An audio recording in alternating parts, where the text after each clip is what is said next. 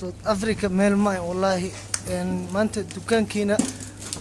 laqla ku yaalo ayana laga boobay waa kana wax ay noo reebeen malahan xabadaanahay wax ay noo reebeen malahan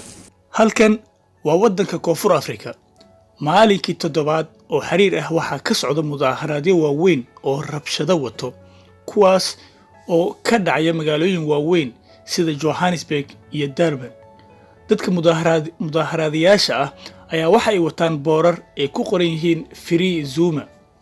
oo macnaheedu ay tahay xorriyad hala siiyo madaxweynihii hore ee wadankan Zuma oo hadda xabsi ku jira intaanan ogeyn madaxweyne Zuma waxa lagu helay dambi ah musuqmaasuq iyo wax la mid ah xabsiga ayaana loo taxabay balse markii arintaas dhacday kadib dad aad u fara badan oo madowga wadankan Koonfur Afrika ayaa wax ay bilaabeen mudaharaadyo ay ku boobayaan hantida gawaarida iyo wax walba ay leeyihiin dadka ajaanibta ah ee ku nool wadankan mudaharaadka hadda wax uu galay maalinkii toddobaad oo xiriir ah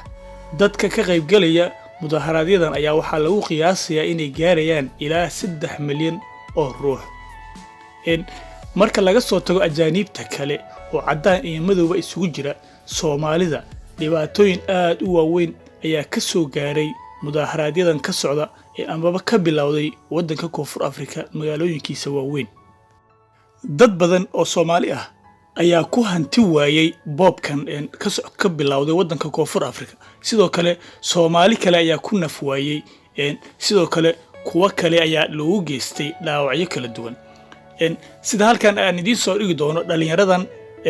inta la xaqiijiyay 4 ruux waxa ay ku geeriyoodeen mudaharaadyadii ka dhacayay maxaa la yiraahdaa maalmihii la soo dhaafay wadankan Koonfur Afrika gaar ahaan magaalo lagu magacaabo Durban oo kamid ah magaalooyinka ugu waaweyn wadankan Allah u naxariisto inta dhimatay sidoo kale dad kale fara badan ayaa wax ay ka soo qaxeen meelihii ay ku noolaayeen iyaga oo hantidoodii inta ay soo qaadan karaan la soo baxsaday bal aan isla daawano muuqaalkan yar wiil kamid ah kuwa la soo qaxay hantidooda oo wareysi lala yeeshay wallahi shweetni hay waka magacaaga marka hore noogu bilaab Abdullah Abdulseen hay Abdullah sidee waxa ku jira Soweto iyo boobka iyo balka sheekay wallahi xalkii wadareemay rasaxaa kullee u jeedo wadareemay tabaadka in muuqdo hay xal min la mana saxan saaq wartana waa igu bari hay marka insha Allah waxa rajeynaa inuu Ilaahay nabad kulli hadan waa adeeg ku bogsiina waxa leeyahay socon hadina bogsiina rabnaa saaxiib yaal sida maqlaysaan wiilkan waxa uu sheegaya halkan inay ku soo qaxeen laakiin nasiib xumo loo sheegay dadka mudaharaadaya halkan inay ku soo socdaan sidoo kale hadda waxa uu sheegay inay ka sii qaxayaan halkan oo raadinayaan meel kale oo ka sii roon runtii wadanka South Africa marka ay dhacaan xaaladahan oo kale mudaharaadyada noocan oo kale ah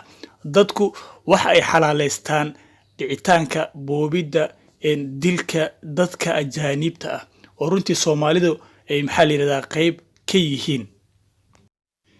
si walbaba ha ahaatee ma aha markii ugu horeysay oo arrimaha noocan ah ay ka dhacaan wadanka Koonfur Afrika balse waa arrimo soo noqnoqda oo wadankan xitaa haddii dadku ay maxaa la yiraahdaa shaqo la'aan ku dhacdo ama mushaarka uu ku yaraado wax ay mudaharaad maxaa la yiraahdaa ka bilaabaan goobaha istiraatiijiga ah dhibaatooyin ayayna u geystaan dadka ajaanibta ah oo runtii ay aaminsan yihiin inay yihiin dadka wax walbaba maxaa la yiraahdaa ka dambeeya haddii wadankan dhaqaalihiisa hoos uu u dhaco haddii qof maxaa la yiraahdaa ayaga kamid ah oo madaxa xilka qaadis lagu sameeyo sidaan oo kale ay mudaharaadyo u sameeyaan Soomaalida wadankan ku nool oo runtii aad u fara badan ayaa waxaan insha Allah u rajeynaynaa in Ilaahay uu ka badbaadiyo dhibaatooyinkan waaweyn ee ka bilowday wadanka Koonfur Afrika saaxiib yaal halkaas ayaan rabaa barnaamijkan kooban inaan ku soo gabagabeeyo waan ku mahadsantiin daawashadiina wassalaamu calaykum waraxmatullaahi tacaala wabarakaatuh